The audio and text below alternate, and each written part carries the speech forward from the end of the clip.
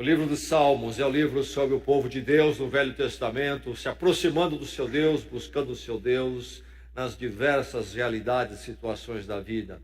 Igualmente fazemos nós assim.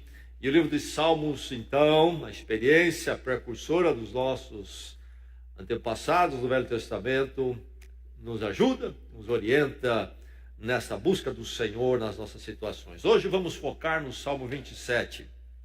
Continuando a olhar o livro de Salmos, pensando neste aproximar-se de Deus, aproximando-se de Deus. Salmo 27 é a nossa leitura. E antes de irmos a esta leitura, para o nosso foco nesta noite, vamos recordar o menor dos Salmos, o Salmo 117, que expressa bem essa busca e essa necessidade dessa busca que é comum a todo ser humano. Vamos juntos proclamar, confessar, ministrar uns aos outros o Salmo 117, juntos. Louvem o Senhor todas as nações, exaltem-no todos os povos, porque imenso é o seu amor leal por nós, e a fidelidade do Senhor dura para sempre. Aleluia. Salmo 27. Palavra de Deus para a sua vida. Nesta noite, certamente, o Senhor move, prepara e há um plano de Deus para encontrá-lo nesta palavra dele, Salmo 27, nesta noite. Então, abra o seu coração para a palavra. Receba a palavra. Atente para a palavra. Diz assim: o Senhor é a minha luz e a minha salvação. De quem terei temor? O Senhor é o meu forte refúgio. De quem terei medo? Quando os homens maus avançarem contra mim para destruir-me, eles, meus inimigos e meus adversários, é que tropeçarão e cairão.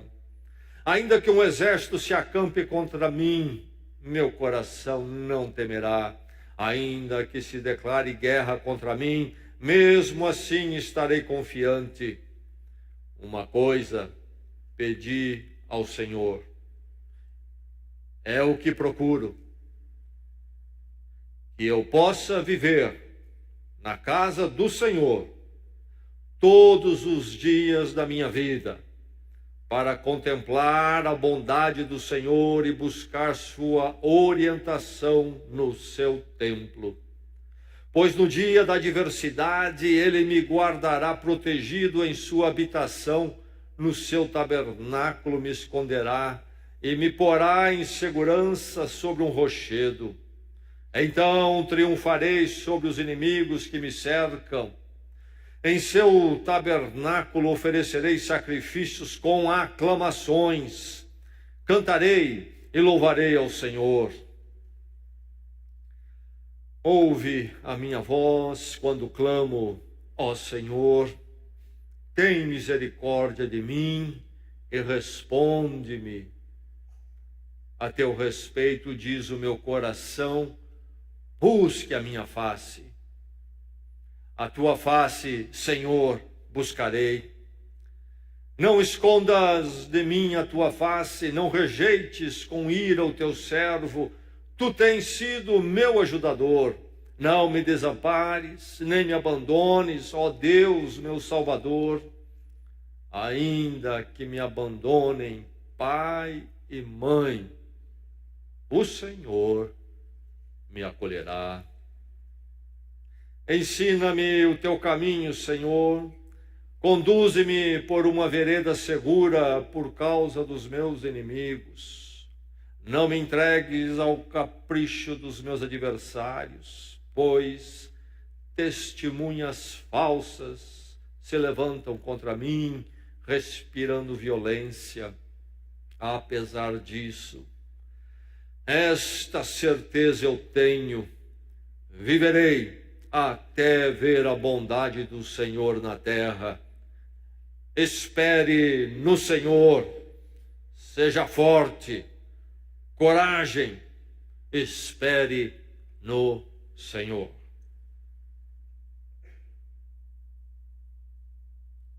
O Senhor é a minha luz e a minha salvação. De quem terei temor?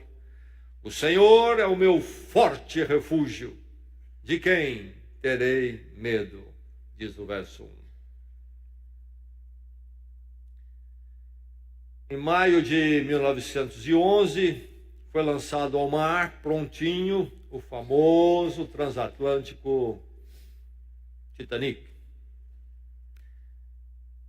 Uma obra-prima de navegação para aquela época. E todos nós, creio eu, ouvimos falar que a palavra que corria é que ele era infundável. Não havia como aquele navio um dia naufragar e haveria de cruzar os mares por muitos e muitos anos sem nunca correr o risco de afundar. Maio de 1911, lançado ao mar para navegar. Abril de 1912, sabemos da história. Fatídica noite, um iceberg se choca contra o navio, ele afunda, mais de 1.500 pessoas pereceram ali naquela noite, na água gelada do Atlântico Norte.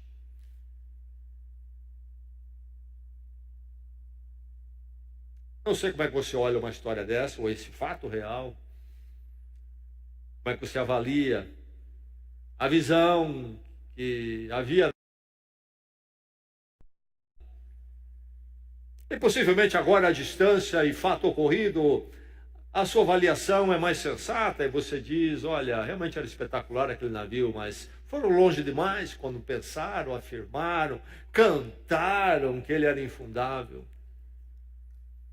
E talvez nessa palavra, num bom senso agora, pós-fato, você até tem uma avaliação julgadora, negativa com relação à arrogância que tomou conta ali.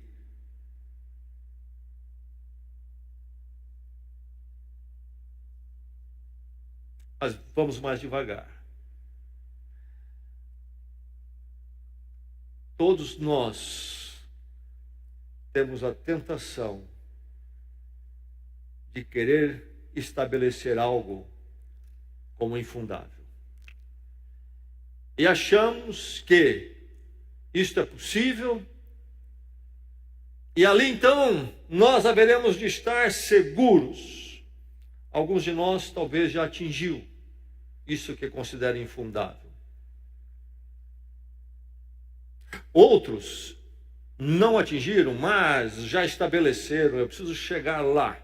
E quando eu chegar lá, ou se eu chegar lá, aí então, serei infundável. A mesma prepotência, a mesma arrogância e a mesma estultícia ronda o nosso coração. E nesta noite nós precisamos ouvir a palavra do Senhor. Sim, nosso coração anseia por aquilo que é estável, infundável, garantido, que possa ser nosso abrigo. Sim, nós precisamos disto. Nós somos criados finitos. E depois do pecado vivemos num mundo onde tudo está desarranjado. Problemas surgem de todos os lados e nós, então, somos esses seres carentes da segurança. Mas precisamos equacionar bem no que vamos confiar para o nosso sustento, para a nossa firmeza, para a nossa força, garantia, enquanto atravessamos nossos anos deste mundo. Qual é a confiança que devo ter no que devo ter? Que confiança pode me sustentar? Esse salmo é sobre esta confiança sustentadora. Nós, você, ser humano, na sua pequenez, na sua finitude, na sua falha, precisa ter esta confiança sustentadora para atravessar a vida. E aqui está a palavra de Deus para você nesta noite. Sustente-se pela confiança. É a confiança, mas a confiança correta, adequada. Sustente-se pela confiança. Que confiança é esta? Do que é que o Salmo fala? Sustente-se pela confiança. Aguarde a adversidade. Como precisamos de poder ter naquilo que podemos confiar. Porque a adversidade é parte comum da vida. É interessante que nós tendemos a nos esquecer disso, ou fazemos questão de esquecer. E toda vez que chega a adversidade, para nós é uma surpresa. Como se este mundo não fosse um mundo conturbado, marcado pela adversidade, um mundo onde a adversidade pode surgir a qualquer momento. Aguarde a adversidade. Isto não é novidade para você, aliás, não é novidade para o ser humano. Isso que acontece na sua vida já acontecia aqui, séculos antes de Cristo, quando este salmo foi escrito. Provavelmente o rei Davi. No verso 5 ele fala sobre o dia da adversidade. Aquele dia que é diferente dos outros. As nuvens negras se armam sobre a nossa cabeça. A luz do quarto onde nós estamos se apaga. A nossa vista fica turbada. É o dia da adversidade. É um dia diferente, é um dia especial. E esses dias vêm, não é verdade? Quem não enfrentou ainda esse dia da adversidade? E mais, quem não enfrentou algumas vezes, e ainda haveremos de enfrentar o dia da adversidade. O apóstolo Paulo, em Efésios capítulo 6, ele fala sobre nós nos revestirmos de toda a armadura de Deus, usando a figura do equipamento militar, do soldado do Império Romano, figurativamente, metaforicamente. Ele vai então falando e cantando cada parte num aspecto, um elemento da nossa fé que pode nos dar firmeza e segurança. E ele diz ali, para colocarmos a armadura de Deus, para que possamos resistir o dia mal. O dia mal é a expressão do apóstolo Paulo. E aqui Davi fala o dia da adversidade. Aguarde esse dia. Ele fala sobre homens maus destruir-me, no verso 2. Ele fala sobre os meus inimigos e meus adversários, em verso 3. Ele fala sobre testemunhas falsas se levantam contra mim, verso 12. Que dia terrível para ele, e que chega às nossas vidas também. Ele fala, inclusive, da possibilidade de um exército se levantar contra ele. Aqui nós temos essas figuras. Isso aqui é literal, é metafórico. Os eruditos debatem isso e tendem para os dois lados. Mas o metafórico é o que nos interessa, porque mesmo que seja literal, na preservação da palavra de Deus, aqui está a mensagem que, de forma metafórica, se aplica a todos nós. O dia mau, inimigos, adversários, muitas vezes pessoas. Pessoas que trazem momento adverso ao nosso caminho. Até testemunhas falsas podem acontecer. As situações da vida, necessidades econômicas, materiais, a saúde. Há muitas formas de inimigos, de adversidade, adversários que surgem ao nosso caminho. A adversidade é certa e se repetem em nossas vidas. Como estar preparado para isso, se esta é verdade? Foi assim na vida de Davi, ou do autor dos Salmos. O apóstolo Paulo fala sobre isto, nós conhecemos isto. A adversidade é uma coisa que não devemos discutir se ela virá ou não. A questão é só quando virá. Aguarde a adversidade, mas como então estar preparado se ela vem? Se eu devo aguardá-la? Como sobreviver quando ela chegar? Sustente-se pela confiança, é o chamado do Salmo. Você precisa se firmar. Firmar onde? No abrigo inabalável. Firme-se no abrigo inabalável. A pergunta dele: de quem terei medo? Pergunta tremenda. Ele olha a adversidade de frente e diz: de quem terei medo? 2 vezes no verso 1. De quem terei medo? Eis a questão. Uma posição desafiadora diante da situação adversa, diante da oposição, diante do dia difícil. Tudo parece estar fechado, tudo parece estar dando errado. De quem terei medo? Uma pergunta retórica. A resposta é o que interessa. De ninguém, de ninguém. Como pode dizer ele isto? O Senhor é a minha luz. O Senhor é o meu forte refúgio. Por causa disto, ele pode perguntar: de quem terei medo? Tremenda palavra.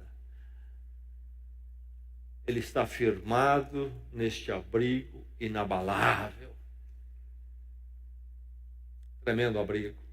Porque no verso 10 ele vai dizer: ainda que me abandonem pai e mãe, o Senhor me acolherá. O Senhor é minha luz.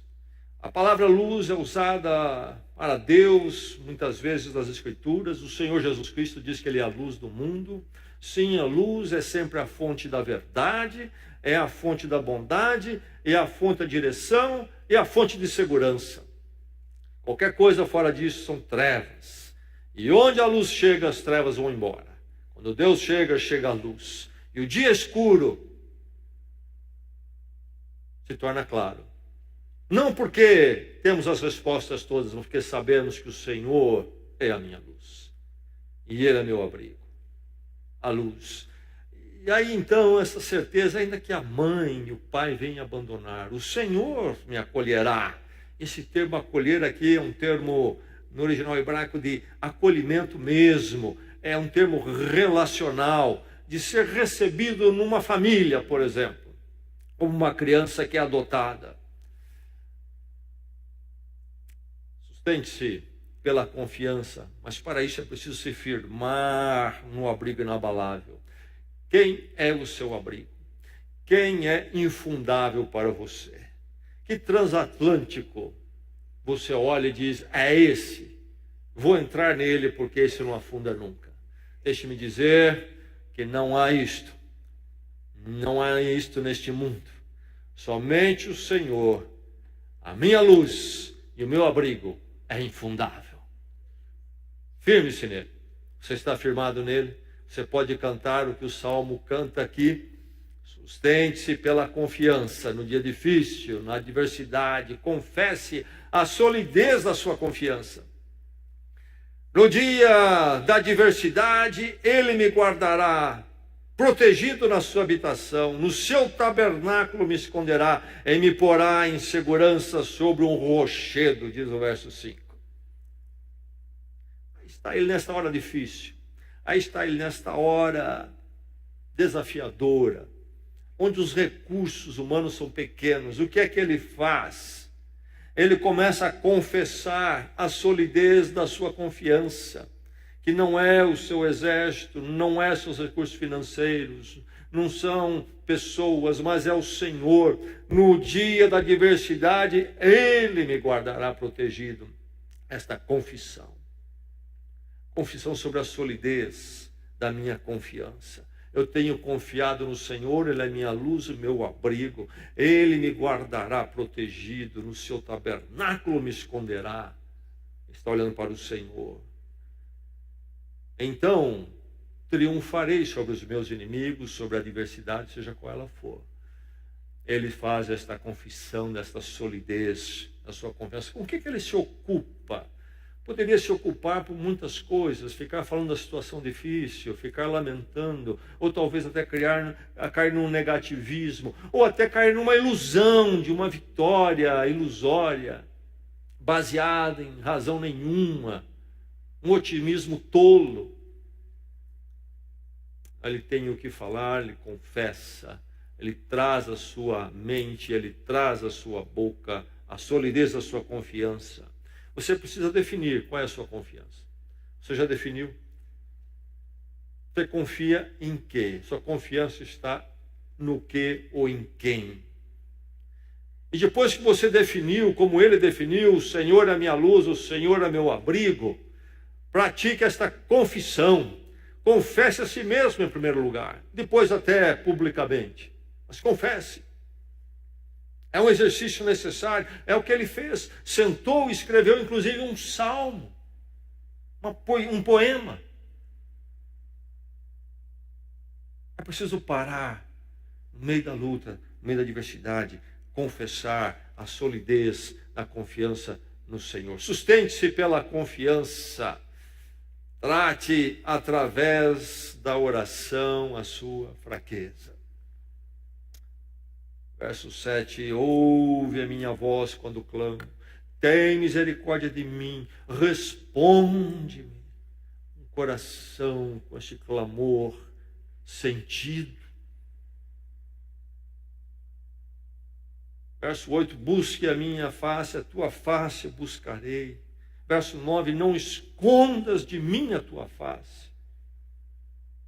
A tua face buscarei, não escondas de mim a tua face. Ó meu Deus, Salvador. Verso 9, ensina-me, diz o verso 11, o caminho. Conduze-me por uma vereda segura. Confessou a sua confiança. O Senhor é minha luz, o Senhor é meu abrigo. Mas agora ouvimos este clamor. Um clamor que denota uma carência na fé, na presença de Deus.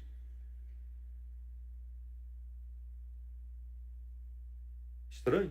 No mesmo salmo, no mesmo momento, na mesma pessoa. Duas facetas.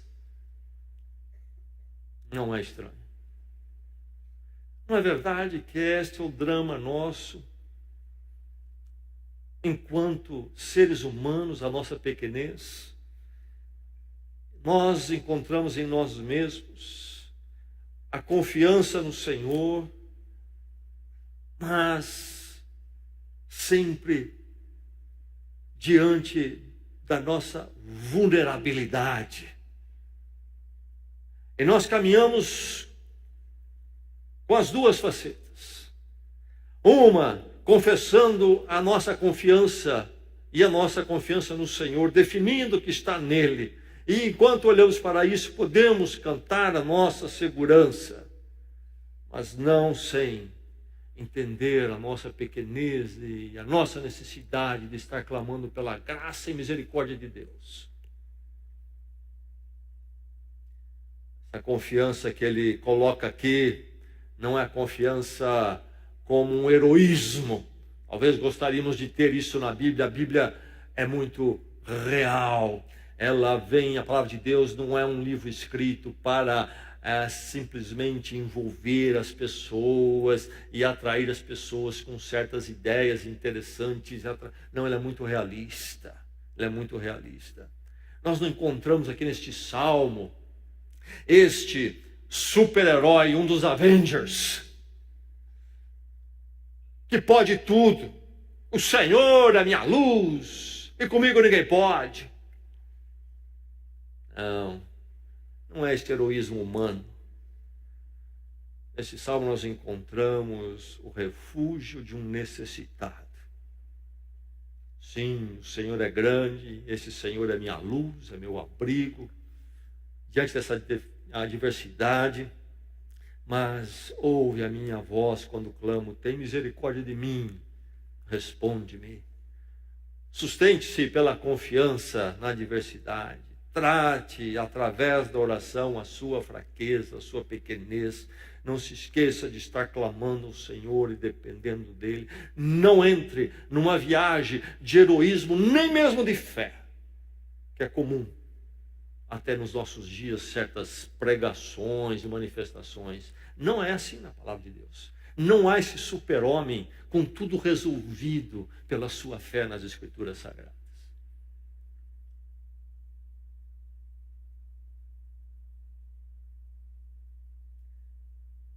O coração diz para que o Senhor me busque, e eu também buscarei.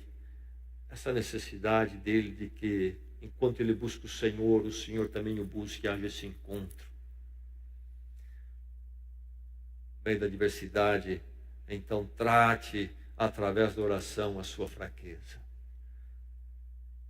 Sustente-se pela confiança. Fortaleça-se pelo cultuar. Há uma coisa a pedir, diz o verso 4. Uma coisa a pedir e é o que procuro. Uma coisa a pedir ao Senhor é o que procuro. Que eu possa viver na casa do Senhor todos os dias da minha vida, para contemplar a bondade do Senhor e buscar sua orientação no templo. E o verso 5 continua: pois no dia da adversidade ele me guardará, protegido na sua habitação. E o verso 6, então em seu tabernáculo oferecerei sacrifícios, com aclamações cantarei louvores. Fato da adversidade, a realidade que adversidades vêm, nenhum de nós pode se dar o luxo de não estar constantemente se fortalecendo. É preciso se fortalecer antes da adversidade, para quando ela chegar, você estar firme no Senhor, não ser apanhado em condição despreparada. É preciso se equipar e prevenir. É sobre isso que ele fala aqui. Ele diz que pediu para o quê? Que ele possa viver na casa do Senhor. Ele me guardará, verso 4 e verso 5 que lemos. E é interessante que o verbo pedir está aqui naquela forma perfeita, quer dizer, ele tem pedido e continua pedindo. Não é porque agora apareceu um problema que ele corre lá para a igreja, entendeu? Sim, ele quer estar na casa do Senhor, no culto, na presença de Deus com o povo de Deus. Mas isso ele vem já cultivando. Ele já vem cultivando. Está nesta habitação, diz ele, na habitação do Senhor. A palavra aqui é a mesma aquela usada para as tendas no deserto, quando o povo de Israel peregrinava em direção à terra prometida por anos, e paravam de tempo em tempo e armavam suas tendas, eram suas casas móveis, é a mesma palavra. E ali naquelas tendas eles estavam sob total vulnerabilidade. Quem era a proteção deles? Quem era a direção deles? O Senhor. Eu quero estar na habitação do Senhor. Quero estar debaixo da proteção dele, não do governo, da política, da economia. Quero estar debaixo da proteção do Senhor. Não dos meus recursos. Não da minha saúde, que eu acho infalível. Não, do Senhor. Não de pessoas, não, do Senhor, na habitação do Senhor. Dirigido por ele, guardado por ele. Ele fala a palavra de tabernáculo também. É o templo onde o Senhor se manifestava a Israel aqui antes da construção, antes do templo. Então, já estabelecido na terra prometida, antes da construção do templo, uma grande tenda. O tabernáculo do Senhor, um templo tenda. Mas o que acontecia ali? Qual era a importância daquilo? Era a manifestação da presença do Senhor entre o seu povo. Nós hoje, diz a palavra de Deus, 1 Coríntios, somos o templo do Espírito Santo. Precisamos estar conscientes disso, estarmos na presença do Senhor. E aí é que ele faz a promessa. Depois dessa adversidade, oferecerei sacrifícios com aclamações e louvores.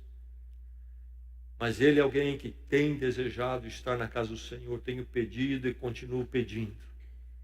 Quero estar na casa do Senhor. Quero estar no culto, na adoração, onde o Senhor ministra o seu povo. E depois, quando então, neste caso agora, que chega a minha vida, essa situação difícil, passar, eu vou continuar indo à casa do Senhor, mas agora para oferecer sacrifícios com aclamações, para cantar louvores por aquilo que Deus fez.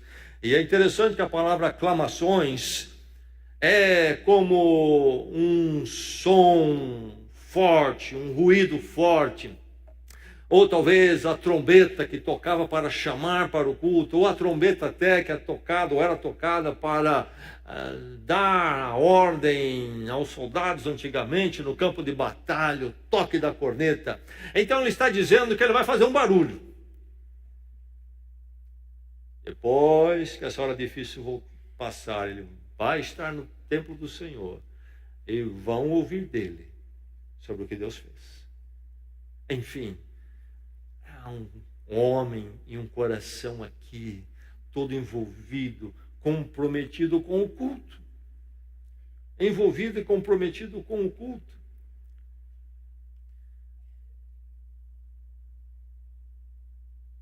Note o que ele diz. Uma coisa pedi. Uma coisa pedi. E é o que eu procuro.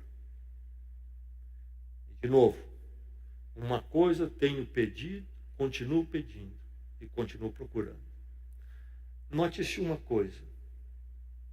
Quantas coisas você tem pedido para Deus? Esta mente singular,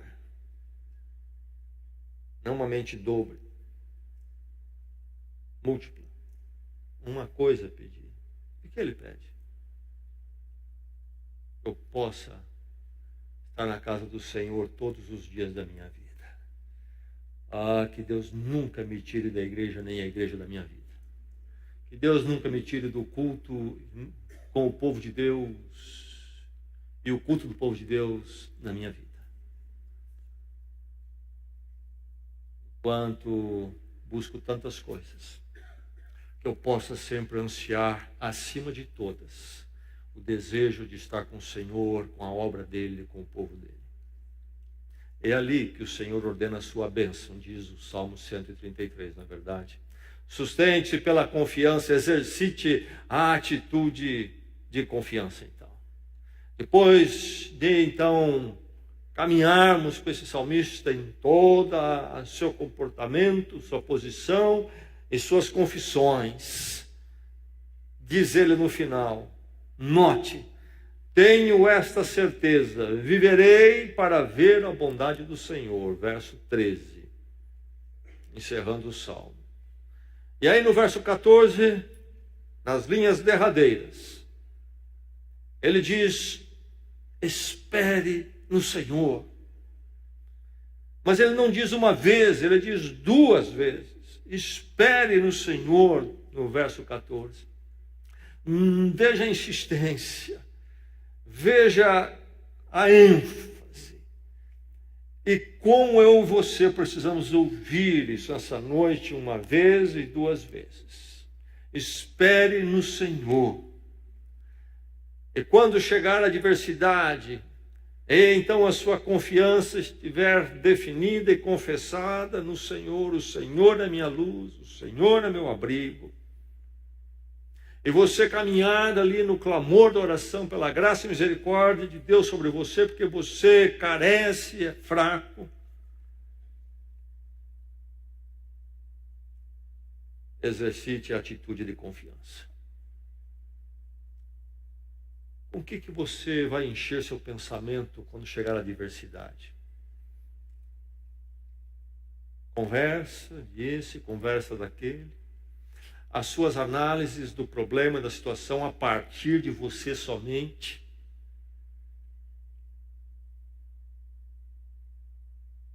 Você vai encher talvez de um negativismo, uma lamúria, uma lamentação. Ou talvez vai se encher, vai ficar remoendo uma tentativa de te animar com um otimismo humano, baseado na força humana. O salmista não faz isto e nos ensina a não fazer isto. Enche o seu coração, exercite seu coração na atitude de confiança no Senhor. A palavra Senhor aqui é o nome de Deus, Yahvé. A Palavra em nome de Deus do Velho Testamento para o Deus do pacto e da aliança. É para esse Deus que ele clama. Um Deus que tinha pactuado com o seu povo de Israel no Velho Testamento. E um Deus que tem pactuado conosco em Cristo Jesus. Domingo celebramos a ceia, Jesus toma o cálice e diz: este é meu cálice da nova aliança, do novo pacto.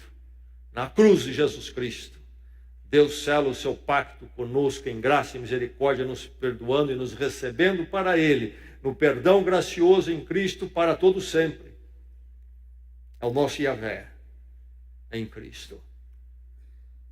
Espere no Senhor, espere em Yahvé, o Deus que conhecemos em Jesus Cristo, o Deus da graça e misericórdia, o Deus maior do que a morte e a vida, ressurreto para todo sempre. Viverei para ver a bondade do Senhor. Em verdade, o Senhor é bom. A bondade, essa totalidade das ações, iniciativas graciosas de Deus para conosco, cujo cume é aquele que nós conhecemos tão bem, ele ter se dado em Cristo por nós na cruz. Que Deus de bondade, inagualável. Exercite a atitude de confiança diante deste Senhor, o seu Yahvé em Cristo, Deus da bondade. E aí então é que você poderá dizer e deverá dizer para você no dia da adversidade: seja forte, seja corajoso, como diz o verso 14. Forte, coragem. Forte e coragem. Não se trata aqui de nenhuma neurolinguística, poder de palavras. Palavra não muda nada, a palavra humana não muda nada. A única palavra que tem o poder de criar realidades e situações é a palavra de Deus. E disse Deus: haja luz, e houve luz. E eu vou ficar falando aqui: haja luz até a eternidade, e não vai vir luz nenhuma. Não há poder na minha palavra. Isso é paganismo. Seja forte e corajoso, exercite a atitude de confiança, sim, forte e corajoso, na bondade, olhando para a bondade do Senhor, o Senhor Yahvé em Cristo Jesus. Ele tem poder, dele vem a sua força, dele vem a sua coragem. Se abrigue nela, busque isto no dia da adversidade. Essa expressão é a mesma que nós encontramos lá no primeiro capítulo de Josué, quando Moisés, o líder de Israel, então é levado por Deus. Josué, o companheiro de Moisés, é apontado como novo líder e ele recebe então a comissão de agora dirigir aquele povo todo e entrar e conquistar a terra prometida. Grande desafio, e Deus fala com Josué no primeiro capítulo, orienta, o encoraja, e lá nós encontramos mais de uma vez Deus falando com ele: seja forte, seja corajoso. Nas suas próprias forças, Josué não, Deus deixa muito claro lá, assim como no Salmo. Você também, seja forte e corajoso, na dependência da bondade do Senhor em Cristo Jesus. Vamos orar.